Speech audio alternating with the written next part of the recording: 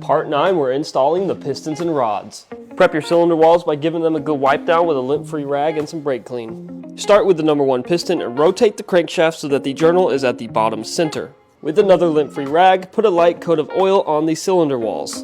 Installing the connecting rod bearings, the same thing applies as for the main bearings. Clean the back side, you want no oil.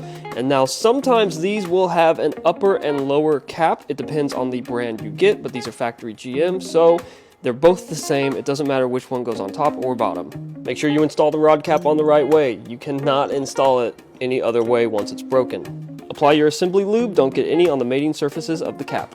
Last chance to ensure your piston ring orientation is correct. You'll need a piston ring compressor to put the pistons into the cylinder walls. I like the ones that are pre-made to your bore size. I'm really not a fan of the adjustable ones. It's important to get this ring compressor perfectly square on your bore. These compressors are shaped like a funnel. It's very easy to get the piston installed and started. Once you're positive you have the ring compressor square on the bore, all it takes is a little pressure to push it down and it will pop into the cylinder. As you're pushing the piston down into the cylinder, check every often that you are lined up with the journal on the crankshaft. You don't want to make any gouges to this. Once you're done, install the rod cap and move on to the next cylinder.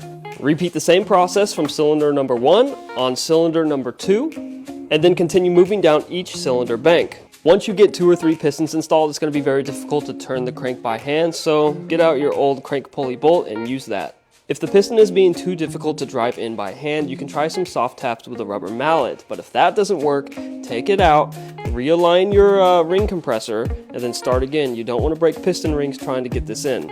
Very lightly like so. You're basically just letting the hammer fall onto the piston on its own weight. And there it is. Now that all your pistons and rods are in place, it's time to torque down the rod bolts. Now these are used rod bolts as well. We'll be torquing them down to 50 foot-pounds in 3 passes. There is no torque sequence for the rod bolts. Just continue rotating the crank until each one becomes accessible. You will start with 15, then 30, then a final pass of 50 foot-pounds. Part 10 will be installing the camshaft, the lifters, and showing you how to set the timing of the engine. Like and follow for more.